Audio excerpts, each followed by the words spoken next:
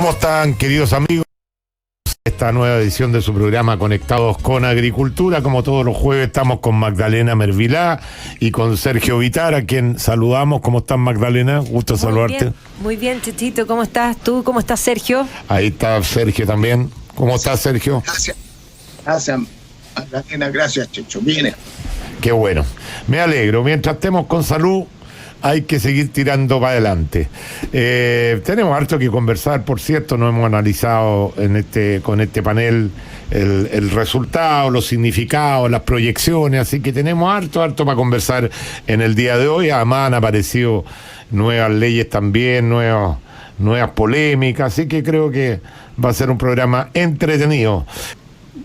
Hubo votación en contra sobre un proyecto que me parece que ni siquiera debería existir, debería estar incluido en cualquier declaración de principios de cualquier partido político, que renunciar a la violencia, porque la democracia y la violencia son como el agua y el aceite, no pueden convivir juntos. Entonces, cuando vemos que partidos enteros en bloque votan contra un proyecto que lo que está pidiendo es que los partidos renuncien a la violencia, o sea, que hagan explícito su condena a la violencia, después de lo que hemos vivido en Chile, me parece impresentable, bajo cualquier circunstancia y cualquier explicación, que hayan partidos que se nieguen y diputados que se nieguen a firmar un proyecto como este. Ya por último, aunque sea ridículo el proyecto, yo lo firmo por tema de mandar una señal. Yo creo que ahí estamos fallando, ¿eh? No entiendo por qué todavía aceptamos que jueguen la democracia partidos que no son demócratas. Un partido que no quiere condenar la violencia no puede ser demócrata. Es una incompatibilidad de principio. Me gustaría que tocáramos este tema primero y después nos vayamos a los otros temas que son los más trascendentales. Bueno, la verdad es que estoy totalmente de acuerdo contigo, Checho. La violencia y la democracia son incompatibles, porque la violencia se ocupa para exigir y para imponer una cierta postura, sobre todo cuando uno no ha logrado que esa postura se imponga por las urnas. Y es más, los partidos que no quieren hacer esto, desde su inicio, intrínsecamente, defendieron y incorporaron la violencia como parte de su ideario, porque básicamente, si nosotros miramos tanto el Partido Comunista y el Frente Amplio, es básicamente lo mismo, rotulado de otra manera, pero lo que ellos quieren es cambiar la sociedad radicalmente y cuando uno lea el marxismo en sí, es instaurar el paraíso terrenal sobre la tierra, eso es. Lo que pasa es que eso es imposible y eso se tiene que hacer a cualquier costo, y por eso la violencia está incorporada, producir este cambio por violencia. Y lo vemos nuevamente, lo hemos visto todo el tiempo, y tú tienes mucha razón al plantear de que no puede ser que los partidos que no son democráticos por origen, que además se autoarrogan y se autollaman democráticos, constantemente se llenan la boca con esas palabras, pero no lo son. Y ahora queda clarísimo, frente a este punto, un punto que estamos cansados como país, y que por último ya tomamos este camino democrático, se manifestó el país en las urnas, y evidentemente que ese acuerdo de noviembre tiene que cumplir también la otra patita, digámoslo así, que es la paz. Y no condenar la violencia deja claro que efectivamente ese no es su hoja de ruta, no es su camino, porque esto significa que vamos a tener una constituyente, y que si no les gusta lo que se llega al acuerdo en la constituyente, van a ejercer coacción y violencia para que las cosas caminen hacia donde ellos quieren. Es una pregunta. Obvio. Perdón, Sergio, y además uno de esos partidos, no solamente que no están dispuestos a condenar la violencia, sino que están pidiendo que se liberen a toda la gente que participó de actos de violencia, que incendiaron, que tiraron bombas molotov, que hicieron vandalismo. Yo independientemente cuál sea la motivación, que la desconozco, encuentro que la señal que estamos dando es, pero de lo peor. Porque por último ya podemos estar en desacuerdo como actuó Carabinero, que ha actuado más fuerte, ha actuado menos fuerte, pero más encima, una vez que ya han pillado a los delincuentes, los tienen detenidos, un perdonazo. ¿Cuál es el mensaje que le llega a un joven que está dispuesto a usar la violencia? Sergio Vitar. Bueno, muchas gracias.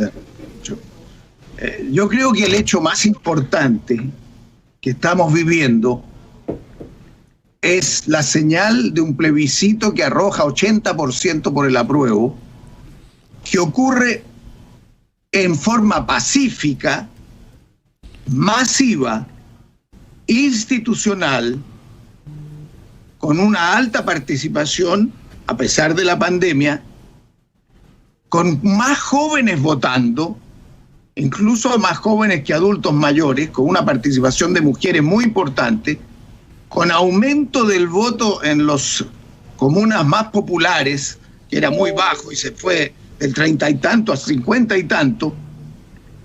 Creo que esa es la señal más importante de que Chile está optando por un camino institucional, democrático, pacífico y que tiene esperanzas de salir adelante. Ese para mí es el punto más relevante y ese punto marca una actitud contraria a la violencia, porque el camino institucional es contrario a la violencia. Creo que eso es lo que tenemos que destacar hoy día. Eso da garantías. Pero eso no es lo que... hay que tener preocupación y hay que tener medidas para ser capaces, después de este plebiscito con mayor razón, de separar lo que es la movilización social, la opinión institucionalizada, la participación ciudadana pacífica, de actos de violencia que yo creo que, y ahí hay una diferencia con algunas de las cosas que se plantean, que no son actos organizados por grupos con una postura ideológica que pretenden implantarla por la violencia. Yo creo que son más bien grupos criminales, delincuenciales, y que además tienen si tuvieran alguna ideología, es una ideología del anarquismo que pretende la destrucción de la democracia y del sistema institucional. Pero la pregunta no fue esa, Sergio. Estoy de acuerdo en la primera parte, que el plebiscito, y lo primero que dije el día lunes fue decir que había sido un acto impecable, desde el punto de vista republicano, que había salido muy bien, porque además en Chile no tenemos la costumbre, como en otros países, de cuestionar los resultados. Además los resultados están rápidamente, nadie los podrá ver una mesa, que un apoderado dijo que un voto, esa cantidad de millones de gente que está votando, todo ese tipo de cosas pueden pasar, pero nadie cuestiona la legitimidad de las elecciones en Chile. Así que en esa primera parte yo estoy absolutamente de acuerdo contigo, pero mi pregunta era otra y parece que no la entendiste. Yo no estoy diciendo que la gente que delinque sea de un partido político determinado ni nada. Yo simplemente estoy diciendo, hay partidos políticos y grupos que no quieren condenar la violencia y más aún están pidiendo que liberen a esos anarquistas, o como quiera llamarlos, si yo no le estoy poniendo título. Son delincuentes, para mí son delincuentes. Se llamen anarquistas, son delincuentes. ¿Cuál es la señal que estamos dando de aquí para adelante? Si le decimos a los jóvenes, usted puede salir a romper, a vandalizar, a incendiar un hotel, a romper, y después de un tiempo lo vamos a dejar libre, le vamos a pegar un perdonazo. ¿Qué es eso? Es que eso no lo puedo entender. Esa es mi pregunta. No me di toda la vuelta de que este proceso, si yo estoy de acuerdo contigo, el proceso es una salida pacífica a un conflicto social grande que teníamos, pero estábamos hablando precisamente de la violencia, pues, Sergio. Yo entiendo las preguntas y es bueno que se entiendan mis respuestas. Estoy diciendo de que el eje principal para luchar contra la violencia es un camino institucional, pacífico y masivo. Y siempre pensé que el plebiscito era un antídoto contra la violencia, cuando los que estaban por el rechazo, que felizmente no son más del 20%, lo que planteaban era el temor de que aquí iba a haber una tremenda crisis general y que por lo tanto, con esa lógica, lo que hacían era alentar el temor y, como reacción de los grupos mínimos que están usando la violencia, activar a esos grupos. Por lo tanto, cuando yo contesto de que la violencia es culpa de los que votamos rechazo. Buena conclusión. No, escúchenme bien, por favor, pero si no se trata de que si tú me invitas para que yo dé mi opinión, déjame dar mi opinión. Cuando uno plantea lo que estoy diciendo, es que estoy condenando como consecuencia de eso cualquier forma de violencia, porque esa violencia estuvo contra la apruebo. Esa violencia está contra los cambios pacíficos. Esa violencia está contra la deliberación. Y esa violencia, a mi juicio, no está provocada por un partido que asume la violencia. Puede que haya partidos confusos. Y por eso que yo no soy partidario de la confusión. En esta materia de la violencia mi postura es clarísima. No a la violencia, y el camino institucional es lo correcto. Pero el punto a que voy es que no se combate la violencia solo condenándola y reprimiéndola. Se combate con una línea política de participación ciudadana y con una línea económica de atender los problemas básicos de la gente. Y en esas dos cosas tenemos que avanzar. Hemos avanzado en la primera, dimos recién el primer paso, esto va a ser bastante largo, y tenemos que buscar consenso y tenemos que seguir una política económica que permita atender las demandas de la mayoría y crecer para poder abastecer esas demandas. Entonces, es un juego complejo, pero lo podemos hacer. Muy bien. Me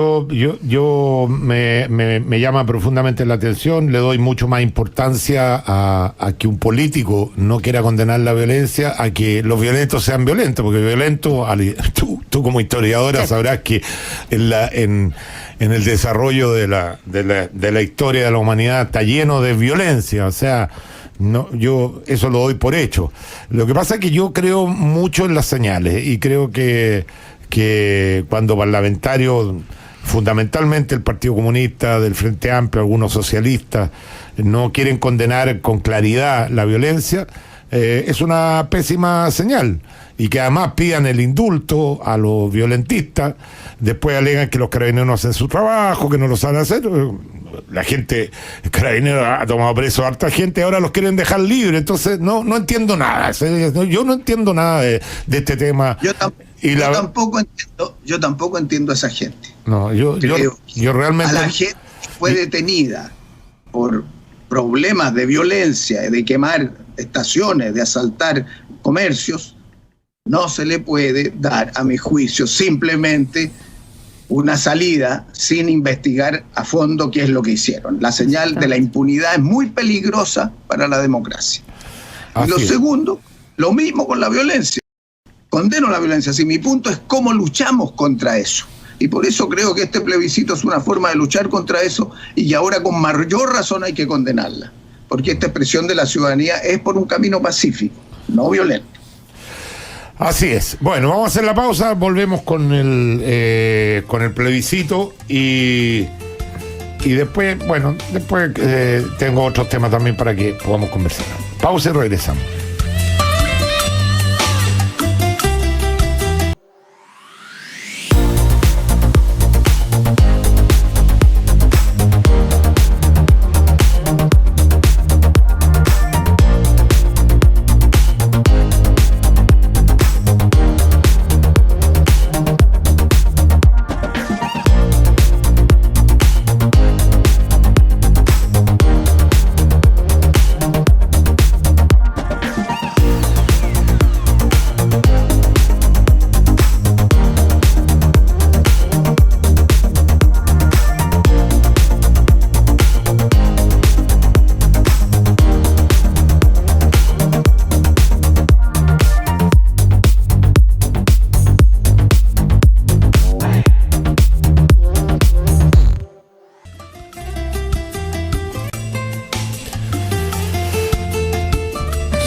Muy bien, ya estamos de vuelta junto a Sergio Vitari y Magdalena Mervilá. Estábamos conversando con Magdalena la poquita gente que paga impuestos de primera categoría, los impuestos a las rentas, porque paga el IVA, que uno de los impuestos que más recauda, pero lamentablemente además es el más regresivo. ¿Por qué regresivo? Porque una persona que gana un sueldo bajo prácticamente paga IVA en todo su sueldo, porque todo lo consume. Una persona que gana un sueldo más alto va a una parte del consumo que paga IVA y otra parte que no paga IVA. Entonces por eso que es muy regresivo el IVA. Y estaba la discusión ahí de qué pasa con estos países desarrollados donde una gran masa paga impuestos y no solamente... ¿Cuánto tenía ¿Y cuántos son los Sí, que...? hoy día aparece aquí en el Mercurio, dice que en el fondo una de cada 4 personas tributa su ingreso, una de cada 4 en el fondo, y que son 7,7 millones que no están tan fuera de cualquier rango, de cualquier, de que cualquier no pagan, tramo, no pagan ningún otro impuesto que no sea el... Eso tampoco es tan cierto, porque pagan el impuesto al combustible, bueno, todo eso. porque si se toman un vino pagan el ILA, Claro. y porque pagan, Sí. o sea, hay otro impuesto, no es tan cierto que no pagan ningún impuesto. Estamos hablando de impuesto a la renta. A la renta, claro, ¿Ah? sí. Bueno, ¿algo que decir al respecto?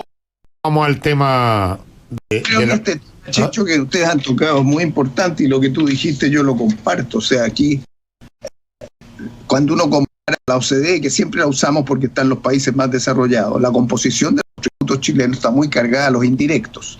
Y los indirectos, se dice, no son progresivos, porque como tú bien dijiste, Sí. si yo pago todo mi sueldo sobre el 19% del IVA, si yo consumo solo el 10% porque más ingreso, entonces el otro 90% lo libero, impuestos indirectos sobre eso. Entonces, ese es un punto. Ahora, ¿cómo lo arreglamos? Una discusión muy importante. Va a ser una parte importante también de la discusión de cómo hacemos un pacto social nuevo, con un 20% de impuestos sobre el PIB. No es posible, esa es la tesis central. Entonces, yo creo que vamos a tener que hacer un acuerdo para ir pasando progresivamente del 20% a un 25% en varios años. Y convenirlo, como lo vamos a hacer con las empresas, en fin, entre los distintos sectores políticos y sociales. Ahora, los puntos donde se pone el acento ahora básicamente son evasión. Se piensa que se puede reducir la evasión. Después están materias de ventajas tributarias para inversiones o para sectores financieros que se pueden revertir porque ya pasaron. Incluso se habla de la ventaja tributaria de las construcciones, en la construcción, que ahí también habría recursos que hay que revisar. Entonces va a haber una mirada a eso. Luego va a haber una mirada al tema de la renta presunta, que en muchos sectores ya hay suficiente capacidad tecnológica e información para determinar cómo son las contabilidades y por lo tanto ir eliminando las rentas presuntas que también se prestan para reducir el pago de impuestos. De manera que esta discusión va a venir. Algunos han planteado impuestos a los ricos o impuestos al patrimonio, discusiones mundiales complejas porque no han dado los mismos resultados que uno espera, especialmente el impuesto. Entonces yo creo de que este es un tema bien importante. Ahora sorprende que 8 millones no pagan de 11, más o menos tenemos unos 11 millones registrados como personas que tienen que hacer su declaración. Entonces, a mí también me llamó igual que a ustedes la atención. Entonces, ¿cómo hacer ese paso? ¿Cómo hablar con las organizaciones? No, si el problema, el problema no es cómo hacerlo, si cómo hacerlo hay mucho cómo hacerlo. El problema es el momento que vamos a tener que hacerlo, porque además pensemos que ahora, después de esta pandemia, el mundo económico entra en una competencia por inversiones gigantescas. Imagínense esos países que viven del turismo, esos países que van a empezar a ofrecer ofertones para que los inversionistas inviertan en sus países. Entonces, claro, si tú en Chile se te pone a ofrecer ofertones y por otro lado hay toda una presión para subir los impuestos, no es un buen incentivo para los inversionistas extranjeros. Entonces hay que tratar de conciliar un equilibrio entre efectivamente se pueda subir un poquito los impuestos para algunos sectores y que no afecte efectivamente el interés por la inversión, porque hoy día en un mundo tan globalizado muchas veces los inversionistas sacan o retiran sus plata teniendo problemas en este país, me están subiendo mucho los impuestos, se me hace inconveniente, prefiero llevarme las plata a este otro país que pago menos impuestos. Así funciona y no hay otra forma. Por ley tú no puedes retener a un inversionista. Así funcionan los libres mercados en el mundo. Entonces hay que tener mucho cuidado con esto de en este minuto empezar a hablar de aumentos de impuestos cuando Chile va a pasar su peor momento de los últimos 40 años en materia económica, porque no ninguna duda que va a pasar eso, porque el nivel de endeudamiento que tenemos, el nivel de intereses que vamos a estar pagando son... Y el nivel de incertidumbre también. Casi 4.000 millones en puro intereses. No va a alcanzar para pagar los intereses. Entonces, ¿cómo nos vamos a reacomodar en este nuevo momento? Digamos que con una deuda como nunca en su historia. Es mentira esto cuando nos... Chile ha sido responsable. No, Chile dejó de ser responsable en los últimos 8 años. Dejó de ser responsable por distintas razones, ¿no? Una por razones ideológicas, otra por razones de emergencia de la pandemia. Sí, claro. Yo no estoy entrando a discutir, pero que no le mientan a la gente que Chile ha sido responsable. Fue responsable durante mucho tiempo el equilibrio fiscal, pero hace rato que lo perdimos. No me vengan a mí con que hoy día tenemos equilibrio fiscal. Entonces... todos quieren más, todos los parlamentarios con una irresponsabilidad gigantesca piden más y piden más y piden más, pero díganle a la gente de dónde van a sacar la plata. No, y otra cosa que es importante tener este análisis, más allá de cómo vamos a hacer para recaudar la plata, respecto a uno de los debates importantes que tenemos que tener como país, porque estamos hablando de la desigualdad, y esto también es una gran desigualdad. No puede ser que el 25% tenga sobre sus hombros la idea de tener que financiar al resto del país. O sea, tendríamos que establecer una cosa que sea más, incluso uno podría pensar en una cosa flat, que tal igual, que fuera progresiva, y por lo tanto, si un porcentaje, los que tienen poco pagan poco, pero los que tienen mucho pagan mucho más. Pero que todos sostengamos, o sea, que efectivamente, cuando dicen el Estado somos todos, bueno, la verdad es que parece que no tanto. Los que financian el Estado no tanto, pero mira, perdona, y te le doy al tiro la palabra a Sergio, quiero agregar otro elemento que siempre que yo lo discuto con algún político, me lo minimizan. Yo, antes de ver cómo consigo más ingresos, ¿no es cierto?, que está bien, el tema de la evasión es una cosa obvia, no se puede permitir que haya evasión. No, sí. También el tema de la elusión, que es la evasión legal, que la ley permite hacer ciertas cosas, irla mejorando y que haya menos mecanismos para que la gente eluda, porque es distinto la evasión es un delito, la elusión es una inteligencia, nos va a tener buenos contadores, buenos abogados. Dicho esto, ¿cuándo nos vamos a preocupar del despilfarro del Estado? Exactamente. ¿Cuándo alguien va a decir, señores, llegó el momento de ser eficiente? Yo voy a comparar el Estado con una empresa.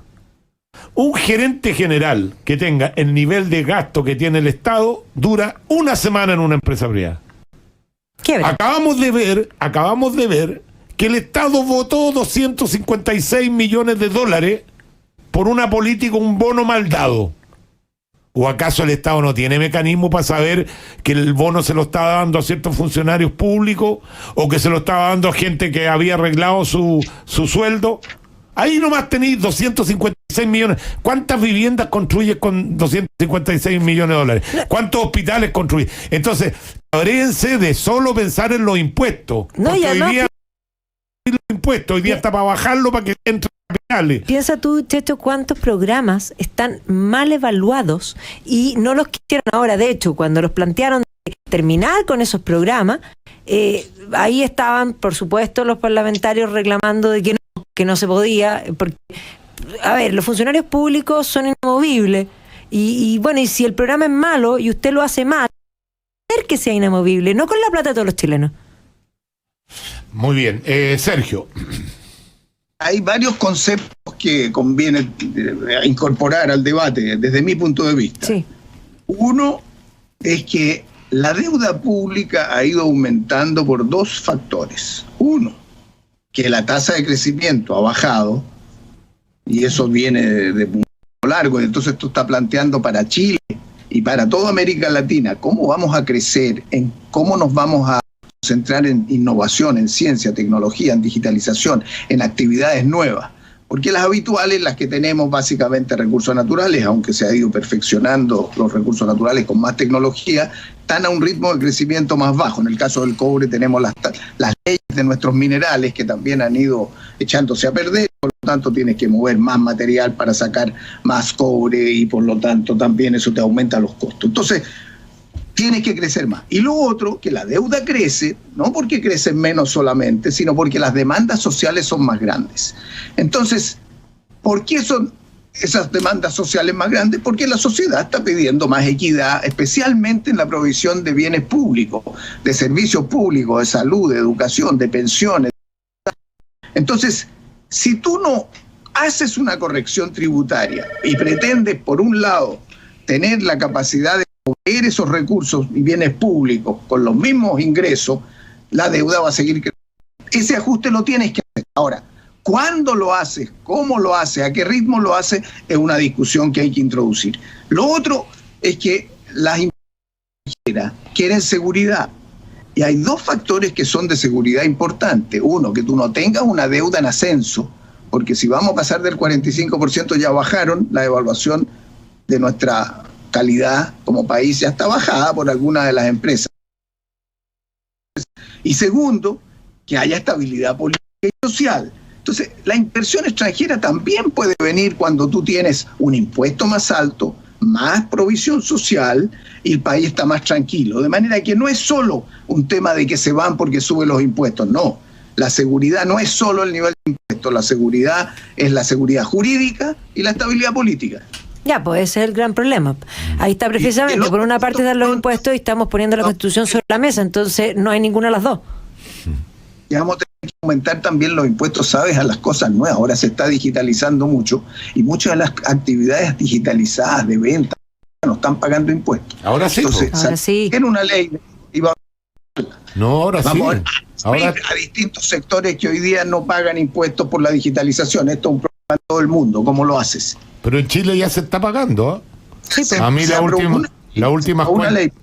Hay que que estar atento de que cuando aumenta todo lo que es mercado libre, lo que son ventas, compras, restaurantes, provisión, todo digitalizado, si todos están siendo cubiertos. Y lo mismo los servicios digitales, la venta de afuera para traducción, por ejemplo, o para atención, tienen un valor, estén pagando impuestos. Entonces salió la ley, pero tenemos que estar atentos a eso porque toda la economía se va a digitalizar.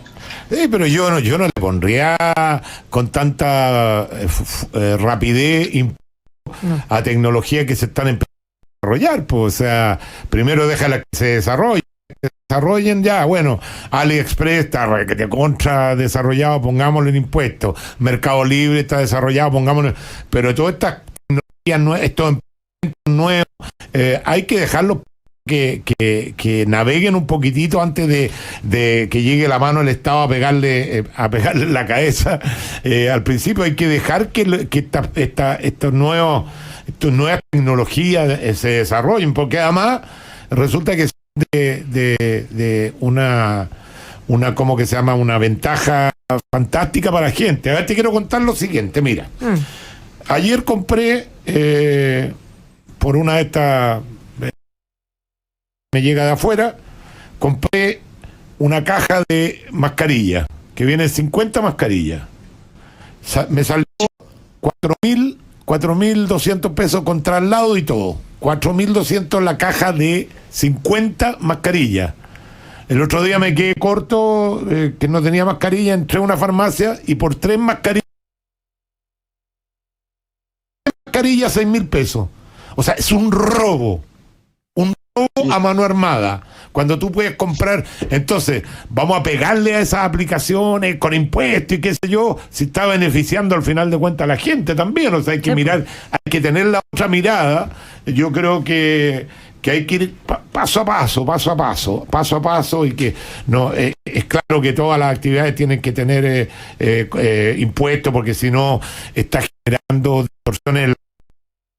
Que paga patente, que paga local, que paga todo, tiene que pagar impuestos y el otro no paga nada. No, tampoco estoy de acuerdo con eso. Pero hay que tener cuidado, hay que dejar porque al final de cuentas, proyecciones de los futurólogos son que el mundo va a cambiar en materia de compra. Lo vemos año a año con este Cyber, como va casi duplicándose las ventas cada año. Cada año la gente va teniendo más confianza en comprar online. Esta pandemia también ha hecho que que se hagan por estas plataformas, la gente no se atreve a ir a comprar, y creo que el mundo va un poco para allá, ¿ah? Entonces este ha sido un buen ejercicio, un buen ensayo de cómo van a ser el futuro del comercio en general, ¿ah? Y otro es la que coincido también, que todo este paso a elevar el porcentaje de recursos fiscales para atender lo social con crecimiento y con tributos, también vaya acompañado de una gestión eficiente del Estado, porque, por ejemplo, ayer vimos que el impuesto interno redujo en 1.000 y tantos millones de pesos a los dos estados del grupo Penta. ¿Y por qué? Porque es el costo alto que tuvieron de los abogados para poder defenderse. Entonces, claro, yo, chileno medio, fíjate que 1.000 y tantos millones de pesos, cuando la política social ahora de 300, 150 mil pesos al mes, pucha, son como 4.000 familias que se dan en un solo caso. Entonces también ha sido muy golpeador. Y aquí hay que cuidar los recursos del Estado, pero también hay que cuidar los recursos del Estado, no estarle devolviendo dineros que no corresponde a sectores que tienen ingresos bastante altos y que además cometieron faltas y delitos con la entrega de dinero que no corresponde. Pero son dos cosas distintas. Si alguien le redujeron los impuestos, plata fiscal. A ver, si alguien comete un delito, tiene multas, y esas multas han sido pagadas, y creo que han sido expuestos de sobremanera en los dos dueños del grupo Puenta, han estado presos, han pagado una cantidad de plata increíble, y cuando tú en una empresa tienes un gasto, ese gasto se descuenta de impuestos. ¿Y por qué va a decirle que porque ellos se llaman Penta no los va a dejar descontar?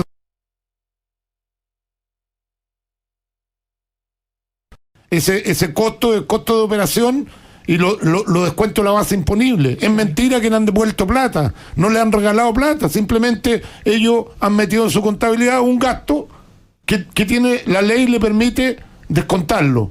¿Por qué? Porque los 1.000 millones que se han tenido que gastar en abogados, porque fueron los únicos que finalmente fueron procesados con escarnio público, eso son considerados utilidad. Perdona, pero aquí hay una doble vara. ¿Por qué el señor Peinadillo, ministro del Interior de Michelle Bachelet, investigaciones y se quedaron con Penta nomás cuando empezaron a aparecer parlamentarios? No, paremos la cuestión porque el boomerang se nos está devolviendo. Y quedaron ellos y le siguen dando a ellos dos, los únicos que financiaron solamente al partido UDI.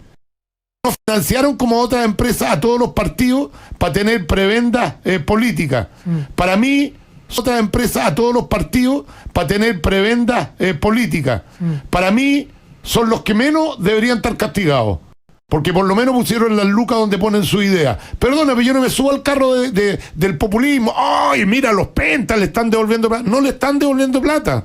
Simplemente la ley les permite descontar sus gastos. ¿Y por qué ellos no van a poder descontar?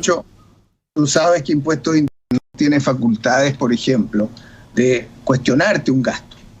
Por ejemplo, puede decir: mire, señor, usted no me puede cargar 2.000 millones o 1.000 millones a abogados, pero le autorizo que cargue 200 millones a abogados. Usted no puede poner ahí los sueldos de las esposas de ustedes que no están trabajando, como ocurrió en este caso. Bueno, pero eso ya pagaron por eso, no mezcles cosas. Quiero decirte que Impuestos Internos tiene capacidad de revisar si los gastos motivo de una rebaja de impuestos o no, y del volumen de los gastos. Es una función de Impuestos Internos. Pero parece que tiene más capacidad cuando los impuestos los evade la gente de izquierda, porque parece que se le va la capacidad cuando los que han evadido impuestos han sido gente que yo he sido víctima de la persecución política de Impuestos Internos. Así que a mí no me vengáis a contar cuentos, porque lo tengo clarísimo. Si con todos igual, te creo. ¿Por qué separaron las investigaciones sobre el financiamiento ilegal de las campañas? ¿Me puedes dar una explicación? ¿A dónde están las facultades de Impuestos Internos para seguir investigando? Empezó a aparecer gente de izquierda. Paremos la cuestión. Empezaron a aparecer políticos de izquierda. No. Perdona, pero no le sigan dando a Penta, no le sigan dando a Penta. O démosle a todo. Mira, hay derecho de darle a Penta por razones varias, pero si tú tienes una observación respecto, y comparto aquello, de que no se discrimine, no se discrimina. Pero eso no puede decir que mal de muchos con los tontos. Como a este lo persiguieron por menos suma, a este no, hay que dejarlo igual. No, Impuesto Interno tiene que ser firme en defender los recursos públicos ante todo. Y a mí me parece que en este caso se excedió. El árbitro que le cobró un penal en contra de Chile y usó el VAR, y no usó el VAR para cobrarle, le cobró a favor de Chile y no usó el VAR para cobrar el penal que le hicieron en contra de Chile, provoca una injusticia gigantesca. Sí. Seguramente no en los que fueron favorecidos por el árbitro, pero en el otro sector, cuando la justicia no es pareja. Mira, te voy a poner otro ejemplo que es muy parecido a esto y que lo vengo poniendo hace tiempo. Al señor que se fue en helicóptero a su segunda vivienda, tuvo que pagar 50 millones de pesos y le hicieron un escarnio público en la plaza pública. Sí. Prácticamente un delincuente, prácticamente era un narcotraficante. No, y que iba a... Pregunto, las manifestaciones de celebración por el triunfo del apruebo, donde no se respetó ninguna norma en Plaza Italia, muéstrame una demanda sanitaria por aquello. No, pero es que otra cosa, esto estaban celebrando, son de izquierda, gente no, a eso no se les puede tocar. Pero no, pero el empresario que tiene un helicóptero, no, esto ayuda porque esto ayuda a la ¿cómo que se llama? A la odiosidad de clase, así que démosle duro nomás. No, y entonces, de hecho la odiosidad de clase está muy instalada. Si piensas tú que una de las cosas que han sucedido, o sea, hace rato, desde octubre del año pasado, la odiosidad de clase fue creciendo. Ese fue uno de los casos, pero hubo muchos casos más. Y ahora, después también del plebiscito, varios empezaron a hablar de Vitacura, Las Condes, en fin, y dale con el mismo asunto. O sea, a ver, terminemos con todo. Aquí tenemos que buscar una unidad. Y respecto al tema de esto de lo que estamos hablando, de los impuestos y la ley pareja, sin duda la ley no es muy pareja. No hay igualdad ante la ley. Hay algunos más iguales, mucho más iguales que otros. Y lo mismo que estábamos hablando recién, o sea, ese 25% está en una situación de desigualdad. Bueno, si vamos a instalar la igualdad, bueno, vamos pensando también en esas cosas. A mí me gusta cuando la ley pareja no es dura. A mí me gusta que si vamos a castigar, yo no estoy diciendo que no se castigue al grupo Penta, por favor, que no se me confunda. Pero así como se castigó algo, se sigue con la investigación y se castiga a todos los que ¿cómo que se llama? Cometieron el mismo delito, porque si no la sensación de injusticia es muy grande. No, y lógico, es muy y una grande. cosa importante, Checho, el malgasto, y aquí en este caso cuando no pagan impuestos o se por un delito, porque son recursos públicos, y que bien lo que dice Sergio al respecto, lo mismo debiese ser con igual recelo respecto al mal uso de los recursos públicos, porque los recursos públicos, bien dice el nombre, son públicos, no son de ni siquiera las reparticiones a las que se les entregan. Y si esas reparticiones hacen un mal gasto, y es más, hacen mal gasto, o sea, es más, esas instituciones públicas y empresas públicas que de pronto están en déficit, hay que cuestionarlas y hay que preguntarse. Último, bueno, si tienen, y decimos, bueno, achíquese, pero usted no va a vivir a costa de ser ineficiente y a costa de la plata de todos los chilenos. Tenemos que hacer vamos a la pausa y regresamos.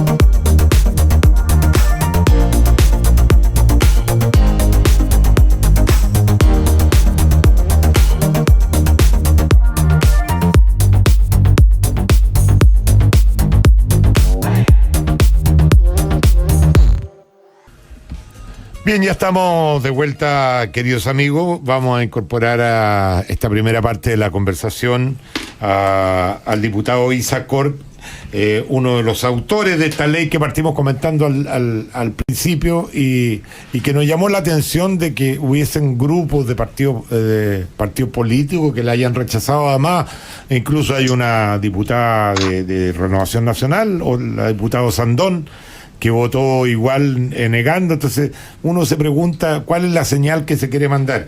Diputado, ¿cómo le va? Gusto saludarlo.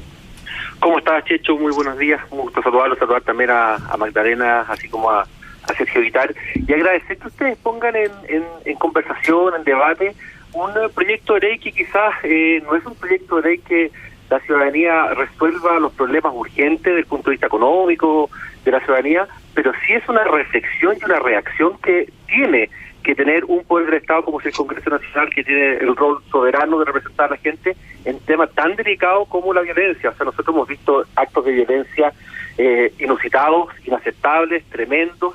Nosotros solidarizamos con las víctimas, pero también creemos que tenemos que reflexionar, y eso es lo que quisimos hacer, presentando este proyecto de ley para que por ley, por obligación, los partidos políticos tengan que condenar los hechos de violencia, y no, a muchas veces el silencio los hace cómplice de aquellos que creen que usando la violencia se consiguen interponer ideas o miradas de la sociedad.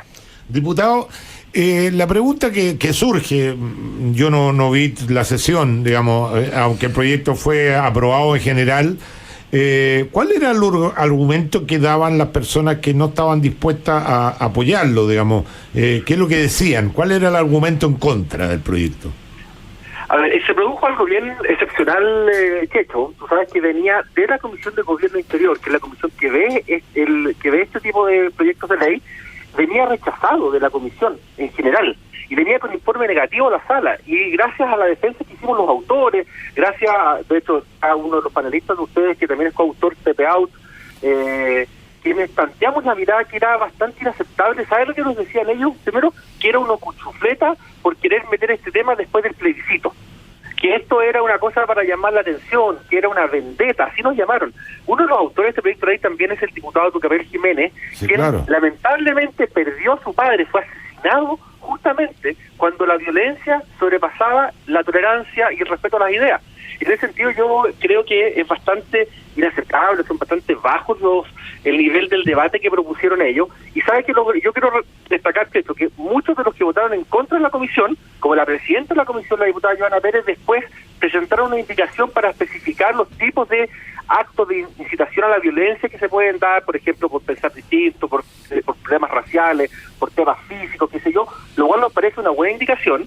Pero el argumento de ellos era que esta era una jugarreta del oficialismo, de la derecha, para poder desviar el tema. Este es un proyecto de ley que fue presentado en noviembre del año pasado, justamente a un mes del estallido social. Fue rechazado en abril por la Comisión de Gobierno Interior, puso en tabla ayer, y logramos revertir eso porque además es una votación de quórum calificado. Y aquí lo que busca Checho, para que la gente lo entienda, es que los partidos políticos en Chile, para que todos sepan, son financiados principalmente por el Estado.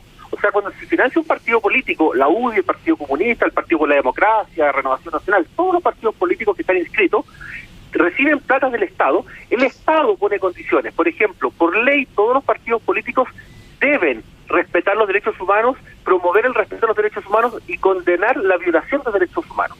De hecho, todos los partidos políticos, en nuestra declaración de principio, tuvo que ser actualizada y poner expresamente eso. Si no se cumple eso, el CERVEL tiene la posibilidad de quitar o suspender el financiamiento público hasta que cumpla la ley. Bueno, lo mismo nosotros quisimos hacer con el uso de la violencia. Y ¿sabes lo que decían muchos de ellos? Que para qué íbamos a hacer esto si esto la Constitución ya establecía que no puede existir, no se puede tolerar el uso de la violencia. Entonces me llama la atención que quieren cambiar la Constitución, defiendan que la Constitución lo establece y no quieran ponerlo a nivel de ley. Por lo tanto, quieren seguir recibiendo, ¿no?, los partidos políticos, pero no quieren condenar aquello que atenta contra el Estado, porque cuando se quema una iglesia, cuando se quema un supermercado, cuando se quema cualquier espacio de convivencia público o privado, se quema también la democracia, se va coartando, se va erosionando la democracia. Y lo que tenemos que cuidar es el respeto de la democracia como corresponde. Diputado, como copucha nomás, entiendo el argumento que dieron algunos de izquierda. ¿Qué argumento dio la diputada Sandón? No, lamentablemente ella habló solo a través del voto. Me llama poderosamente la atención ¿Sabe por qué se lo digo? Porque uno de los lugares que más violencia hemos visto en contra de agentes del Estado, como es Carabinero, la comisaría de Puente Alto, el distrito que ella representa, no hemos visto una violencia inusitada, y me llama la atención poderosamente que la diputada Sandón haya votado en contra y sin argumentarlo, porque es legítimo. Yo lo que quiero plantear también es que quien quiere votar en contra es legítimo, yo lo voy a respetar, porque si no sería violentar si yo no tolerara su posición distinta. No lo voy a hacer, pero me llama mucho la atención que en un distrito que tanta violencia ha habido, la diputada Sandón haya votado en contra, y espero que cuando el proyecto vuelva a la sala para ser votado, en particular con la indicación que presentó la diputada Joana Pérez junto a la diputada Marcela Hernando, ella pueda también, ojalá, cambiar su voto a favor o explicar por qué vota en contra. A no ser que den muy buenos argumentos, yo creo que esta es una de las leyes que es impresentable, que un parlamentario no esté dispuesto a votar en contra de la violencia. Podría tener un argumento, mira, me parece que esto no es contra la violencia, sino que una movida política, podría pensar cualquier cosa, pero, o sea, alguien que se declare demócrata no puede estar al lado de la democracia y al lado de la violencia al mismo tiempo.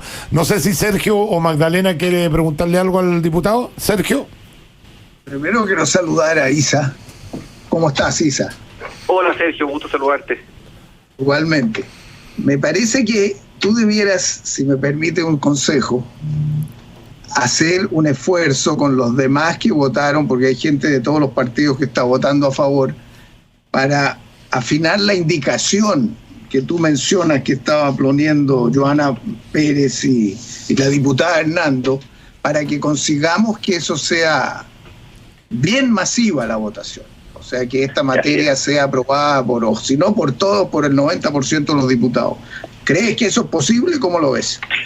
De todas maneras, Sergio, yo quiero agradecer voy a hacer quizás una confidencia. Yo a Sergio Vital le tengo un afecto y una amistad especial y quizás no pensamos distintos en política, pero es una de las personas que oigo y que respeto mucho, así que recojo el consejo, y yo creo que es posible, Sergio. De hecho, la argumentación que usamos ayer en la sala hizo cambiar el destino del proyecto. O sea, venía rechazado desde la comisión. Presentaron una indicación, y tú sabes que esto, como con un calificado, necesita 89 votos como mínimo, y efectivamente, una de las cosas que vamos a hacer es, cuando se debata en particular en la Comisión de Gobierno Interior, esperamos que pueda salir unánime, porque es lo que decía Checho, también es impresentable que alguien que crea en el juego de la democracia, en donde uno de los aspectos fundamentales de la democracia es la diversidad, que pensemos distinto, pero que actuemos complementariamente, no se condene expresamente el uso de la violencia. Y yo creo, Sergio, que sí es posible. No creo que sea unánime, yo te lo digo muy responsablemente. Yo creo que el Partido Comunista y el Frente Amplio, al menos muchos de ellos, van a seguir votando lisa y llanamente en contra de este proyecto. Ellos han validado la violencia, y yo ayer en mi discurso, quiero decirlo y reforzarlo acá en la comisión, solidaricé con el diputado Gabriel Boric, solidaricé con el alcalde Daniel Jadwe, con la ex candidata presidencial Beatriz Sánchez, los nombré con nombre y apellido, para que no crean que esto es un tema de la derecha y que quiere poner en tela de juicio a la izquierda. Este es un proyecto transversal que se invitó a todos los sectores políticos a sumarse y también a aprobarlo. Isa Cort, muchas gracias por aclararnos un poquito esta ley, que, claro, por lo obvia, parece que no se justificara, porque es una ley obvia. ¿Cómo los que participan de la democracia no van a estar en contra de la violencia? Entonces, parece demasiado obvia. Entonces llama la atención que haya incluso una parlamentaria de derecha, porque, a ver, el Partido Comunista coquetea con la violencia, digámoslo directamente, o sea, coquetea permanentemente con la violencia. De hecho, el presidente del partido dijo que él no estaba dispuesto a ir en contra de la violencia si eso significaba que no fueran a las marchas. Una frase como esa, dijo, siempre en forma tibia, condenando la violencia. Sabemos perfectamente que esos partidos de alguna forma no se atreven por sus bases de condenar con fuerza la violencia, pero es inaceptable los que aceptan el proceso democrático que no hagan una condena y una señal. Ahora, paralelamente a esta ley, diputado, hay un grupo del Frente Amplio que está pidiendo este indulto para los que fueron violentos, que los dejen libres. O sea, es una cosa para agarrarse la cabeza. Que le vayan a preguntar a los vecinos de Plaza Italia qué opinan de ese indulto. Que vayan a preguntarle a esa gente que no ha tenido vida hace 6 meses, que les destruyeron sus vidas. Así que muchas gracias, gracias, Tito, diputado. De contar. Al contrario, nosotros vamos a apoyar todo lo que sea en contra de la violencia desde este programa. Muy bien, queridos. Gracias. Ahí estaba el diputado Isa Cor comentándonos un poquito más de esta ley que comentamos al pasar al principio.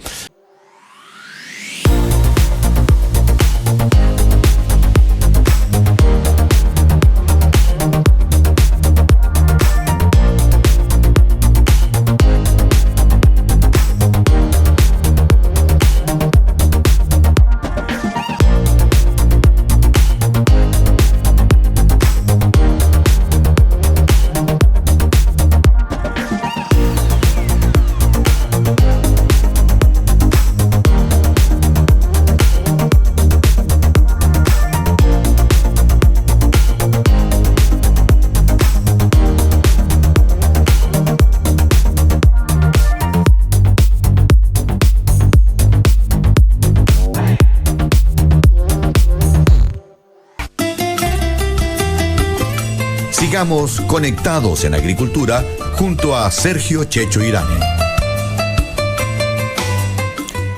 Estamos aquí de vuelta, me tocó a mí volver en esta pausa porque el Checho tenía justamente una cosa que tuvo que salir rápido, pero aquí estoy yo para los últimos minutos. Estábamos precisamente hablando de este tema de la discusión respecto a estos escaños reservados. Yo también, igual que el Checho, tengo mis preguntas al respecto. Yo no creo en la discriminación en general, ni positiva ni negativa. Soy bastante contraria a ella. Creo que generan distorsiones en cuanto a la representación. Hoy día aparecía en el Mercurio un grupo que son los changos, que son 5.000 personas, estaban pidiendo 5 puestos. ¿No es eso una sobrerepresentación? Yo no entiendo que haya chilenos más chilenos que otros y que somos todos chilenos, hombres, mujeres, pueblos indígenas, todo debía ser 30 lo mismo. segundos a Sergio porque se nos fue el tiempo, Sergio. Solamente 30 segundos, ya nos pasamos del minutaje, lamentablemente.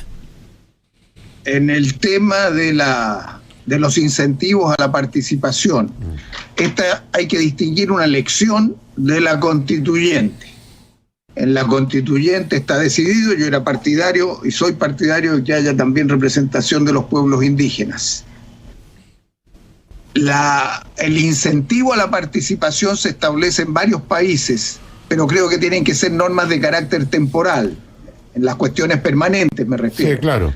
Que haya un apoyo a que la mujer tenga una presencia mayor, eso significa además tomar medidas con la educación de los hijos, con la igualdad de salario, con las facilidades para que pueda hacer campaña, en fin.